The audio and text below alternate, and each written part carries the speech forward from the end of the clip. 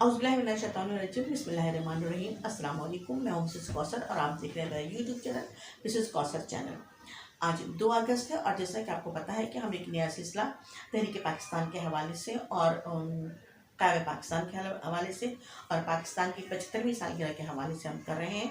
क़ायद-ए-आज़म के 3 उसूल हैं, इत्तेहाद, ईमान और तंज़ीम।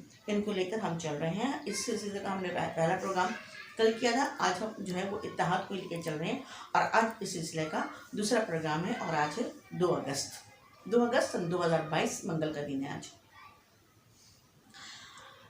इत्तेहाद खारजी तौर पर पैदा नहीं किया जा सकता और बल्कि एहसास व क़ल्ब की आगाही इत्तेहाद का मौजिब बनती है। यानी कि जब तक इंसान के दिल में एहसास ना हो और क़ल्ब में उसका शऊर मौजूद ना हो, दिल में उसका शऊर मौजूद ना हो, तो इत्तेहाद नहीं हो सकता।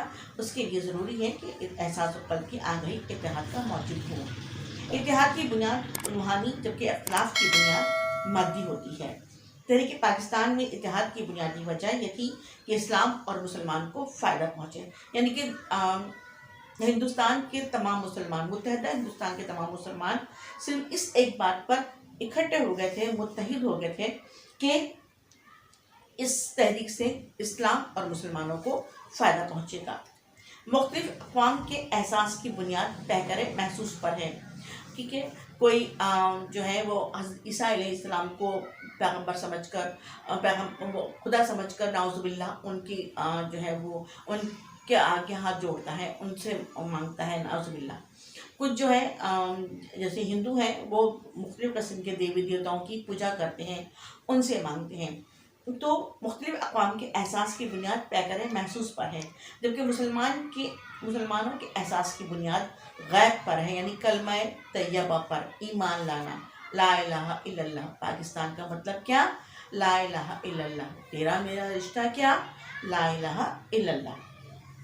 कलमा तैयबा पर ईमान लाना और पैकर महसूस की ज़रूरत को महसूस करते हुए इसकी बुनियाद पर इस्लाम ने खाने काबा को मरकज़ पैकर महसूस बनाया। तहरीक पाकिस्तान कुछ देने की तहरीक थी।